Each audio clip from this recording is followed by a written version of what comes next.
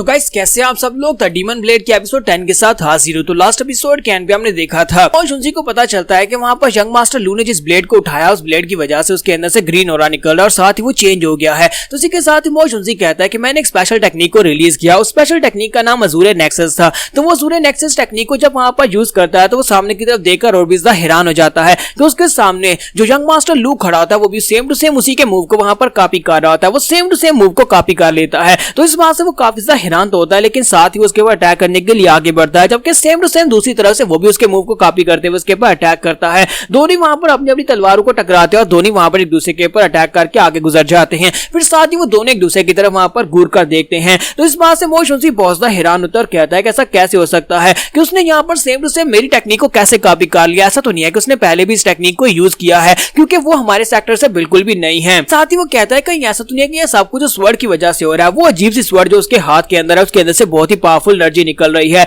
और इसी के साथ ही वो कहता है कि मैं यहाँ पर तुम्हारा हाथ ही काट दूंगा ताकि ये तलवार तुम्हारे हाथ से गिर जाए। और वो उसकी तरफ आगे बढ़ता है ताकि उसका हाथ काट सके, लेकिन दूसरी तरफ से यंग मास्टर लू सेम टू सेम टेक्निक को यूज करते हुए उसके ऊपर भी अटैक करता है ताकि उसके हाथ के ऊपर अटैक कर सके। लेकिन इसी के साथ ही मो शुंजी जो होता है, क्योंकि वो कॉन्शियस होता है, इसी वजह से उसके अटैक्स मोस्ट प्रोमिनेंट होते हैं। वो उसके ऊपर अटैक तो करता है लेकिन साथ ही उसके ऊपर अटैक होता है, जिसकी वजह से मो शुंजी के अपने हाथ से उसका ब्लेड छूट जाता है। जब उसकी तलवार उसके हाथ से छूट जाती है और दूसरी तरफ से मास्टर लू जो होता है अपनी तलवार के साथ उसके ऊपर अटैक करने लगता है, तो वो कहता है कि अब यहाँ पर ये क्या हो रहा है, मेरे हाथ से मेरी तलवार छूट गई और यहाँ पर मेरे पर अटैक करने वाला है। लगता है मेरे पास और कोई ऑप्शन नहीं बचा। और इसी के साथ ही वहां पर वो मालाडोरस गेल टेक्निक को यूज करता है और कहता है कि अब तुम इस टेक्निक को कॉपी नहीं कर पाओगे। और वो बड़ी तेजी के साथ वहां पर मालाडोरस गेल टेक्निक को यूज करके उसके ऊपर अटैक कर देता है, जिसकी वजह से वो पीछे की तरफ गिरने लगता है। और इसी के साथ ही मो शुंजी अपनी तलवार को उठाता है और कहता है कि मैं यहाँ पर मालाडोर गेस टेक्निक को इसके ऊपर यूज कर रहा हूँ। मैंने सोचा नहीं था कि मुझे इस टेक्निक को यहाँ पर यूज करना पड़ेगा। लेकिन इसी के साथ ही मास्टर लू को दिखाता है कि अभी वहां पर मूव कर रहा होता है, क्योंकि डीमन ब्लेड से वहां पर मूव करवा रहा होता है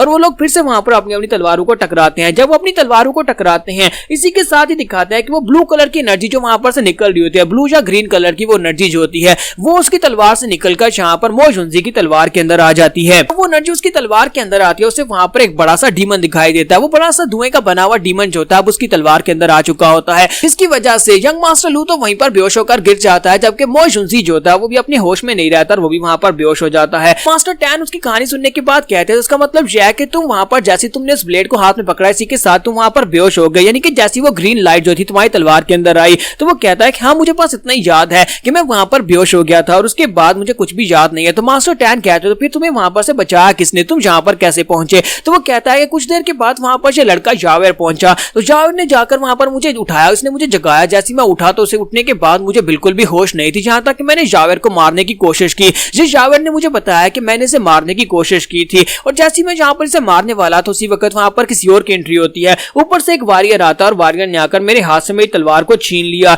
लेकिन जैसे उसने मेरे हाथ से मेरी तलवार को छीना इसी के साथ ही वो भी वहां पर पागलू जैसी हरकतें करना शुरू कर दी और वो सामने की तरफ जंगल में गुम हो गया, यानी कि वो अचानक से वहां पर से गायब हो गया उस तलवार को अपने साथ लेकर। तो उसी के साथ ही हमारा मो शुंजी उन लोगों से कहता है कि जितना यहाँ पर जावेर ने मुझे उस बंदे की अपीयरेंस के बारे में बताया है, मुझे लगता है कि वो मेरा जूनियर डिसाइपल था, यानी कि वो थर्ड डिसाइपल था हमारी जीजियन पवेलियन का। उसका नाम जूजी है। ये बात सुनने के बाद उसके अपने मास्टर वी भी काफी ज्यादा हैरान होते हैं, जबकि मास्टर लू को तो यहाँ पर एक और सबूत चाहिए था और वो बहुत ज्यादा खुश हो जाते हैं और कहते हैं क्या तुम सभी लोगों ने यहाँ पर इस बात को सुन लिया, इस लड़के ने मेरे बेटे के ऊपर मालाडोरस गेल टेक्निक को यूज किया, जबकि दूसरा बंदा जिसने यहाँ पर मेरे लोगों को मारा है डीमन ब्लेड, चाहे उसने कंट्रोल किया हो या ना किया हो, लेकिन इसी के यानी कि जीजियन पवेलियन के लोगों ने यहाँ पर मेरे लोगों की जान ली है और हमें यहाँ पर इसका बदला चाहिए। तो मास्टर वी इसी के साथ ही आगे बढ़ते हैं और उन लोगों से कहता है कि बेवकूफो आपस में झगड़ना बंद करो, मैं यहाँ पर तुम्हें यहाँ पर डेजोलेटर के बारे में बताता हूँ। तो वो उन लोगों से कहते हैं क्या तुम सभी लोगों ने यहाँ पर नहीं सुना 30 साल पहले यहाँ पर उसी गांव के अंदर सिंगजू विलेज के अंदर वहां पर क्या हुआ था। 30 साल पहले उस जगह के ऊपर फाइट हुई थी जहां पर आसपास के जितने सेक्टर्स थे सभी सेक्टर्स के मास्टर उस फाइट में हिस्सा लेने के लिए गए थे,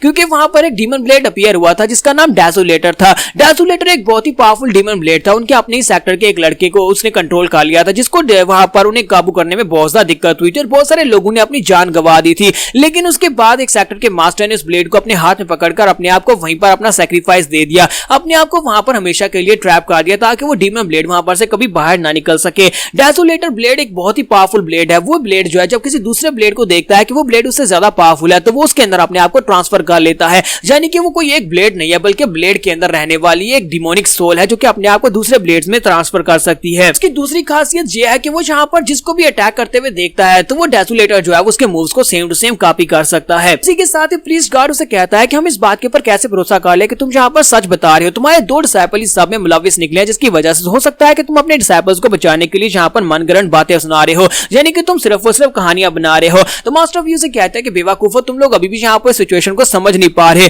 ग्रैंड मास्टर शाओ ने जहाँ पर मुझे पर्सनली रिक्वेस्ट करके बुलाया था, साथ ही जहाँ पर तुम सभी को भी इसीलिए यहाँ पर बुलाया गया है क्योंकि हम सभी लोग यहाँ पर इस वक्त के सेक्टर्स के लीडर हैं। हम लोग चारों बड़े सेक्टर्स के लीडर जहाँ पर इकट्ठे हुए हैं और साथ ही ग्रैंड मास्टर शाओ ने जहाँ पर हमारे लिए एक बड़े से बॉक्स के अंदर गिफ्ट भेजा है। इसका मतलब यह है कि बहुत ही जल्दी डीमन ब्लेड जहाँ पर आने वाला है। तो ये बात सुनने के बाद वो सभी लोग बहुत ज्यादा हैरान हो जाते हैं और कहते हैं कि ऐसा कैसे हो सकता है, डीमन ब्लेड इस जगह के ऊपर क्यों आएगा, वो इस जगह के ऊपर क्यों अपीयर होगा। तो वो उन लोगों से कहता है क्योंकि एक डीमन ब्लेड जो होता है वो दूसरे डीमन ब्लेड की तरफ खिंचा चला आता है और ग्रैंड मास्टर शाओ की ये स्कीम पहले भी काम की थी। ग्रैंड मास्टर शाओ एक बहुत ही समझदार इंसान है। मुझे लगता है कि उन्होंने यहाँ पर जानबूझकर हम सभी को भेजा है ताकि डीमन ब्लेड यहाँ पर अपीयर हो, हम लोग यहाँ पर डीमन ब्लेड्स को सबड्यू करने की कोशिश करें। मास्टर वी जो होते हैं वो सीधे उस बॉक्स की तरफ चले जाते हैं, उस बड़े से बॉक्स जिसके अंदर शायद डीमन ब्लेड हो सकता है। इसी के साथ उन्हें साइड के ऊपर दिखाई देता है कि उनका डिसाइपल जूसी वहां पर पहुंच जाता है, जिसे यहाँ पर डीमन ब्लेड ने कंट्रोल कर लिया है। तो वो डेजोलेटर उसके हाथ में होता है। वहां पर अपीयर होने के बाद वो लोग कहते हैं कि वहां पर कौन है, और सबसे पहले वो यहाँ पर एक गार्ड के ऊपर आकर अटैक करता है। जैसे ही वो वहां पर पहुंचता है वो स्वर्ड एनर्जी को रिलीज करते हुए उनके ऊपर अटैक करके उनको मार डालता है।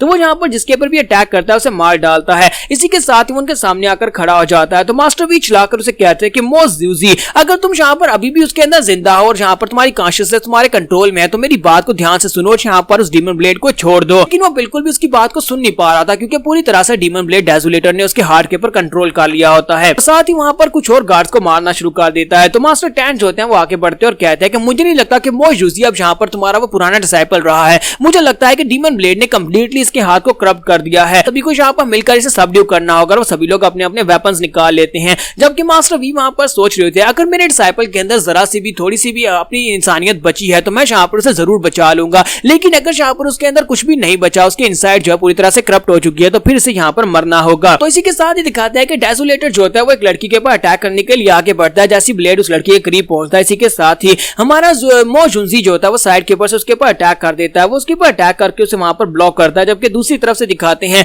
कि मास्टर वी वहां पर एक स्पेशल अटैक की तैयारी कर रहे होते हैं। मास्टर वी वहां पर स्पेशल अटैक की तैयारी कर लेते हैं और उनसे कहता है कि तुम सभी लोग यहाँ पर से साइड के ऊपर हो जाओ। अगर तुम लोग यहाँ पर डेजोलेटर के साथ अपना ब्लेड टकराओगे तो हो सकता है कि वो तुम्हारे ब्लेड के अंदर ट्रांसफर हो जाए। इसी वजह से हम लोग यहाँ पर से इस डेजोलेटर को जाने नहीं दे सकते। मैं यहाँ पर अपने डिसाइपल को किसी डीमन के हाथों से कंट्रोल होते भी नहीं दे सकता। इसी वजह से मैं यहाँ पर अपने डिसाइपल को खुद अपने हाथों से मारूंगा। और साथ ही वहां पर अपनी जो उनका जीथर होता है उसको बजाना स्टार्ट करते हैं और कहते हैं कि मैं अपनी जिंदगी की सबसे पावरफुल टेक्निक को यहाँ पर यूज करने वाला हूँ। और उसकी स्पेशल टेक्निक का नाम स्टॉर्म ऑफ द स्पीयर्स होता है। और वहां पर पहले जो उन्होंने जीथर को बजाकर रेन ड्रॉप्स निकाले थे, अब वो रेन ड्रॉप्स को वहां पर आइस बना लेते हैं और आइस के साथ एक बड़ा सा फिनिक्स बना लेते हैं और कहते हैं मेरा ये अल्टीमेट मूव है और कभी भी यहाँ पर डेजोलेटर इस मेरे अल्टीमेट मूव को कॉपी नहीं कर पाएगा। और वो अपने फिनिक्स को वहां पर उस डेजोलेटर की तरफ भेज देते हैं, यानी अपने डिसाइपल जूसी की तरफ भेज देते हैं और सीधा जाकर उसके साथ टकराता है। तो यहाँ पर हम लोग अपनी एपिसोड 10 का एंड करेंगे। नेक्स्ट एपिसोड में देखेंगे क्या ये लोग यहाँ पर इतनी आसानी के साथ डेजोलेटर को कंट्रोल कर लेंगे और उस बड़े से बॉक्स के अंदर क्या पड़ा हुआ है, ये हमें नेक्स्ट एपिसोड में पता चलेगा। एपिसोड की एक्सप्लेनेशन अच्छी लगी हो तो कमेंट करके जरूर बताइएगा। वीडियो को लाइक करना मत भूलिएगा। Thank you.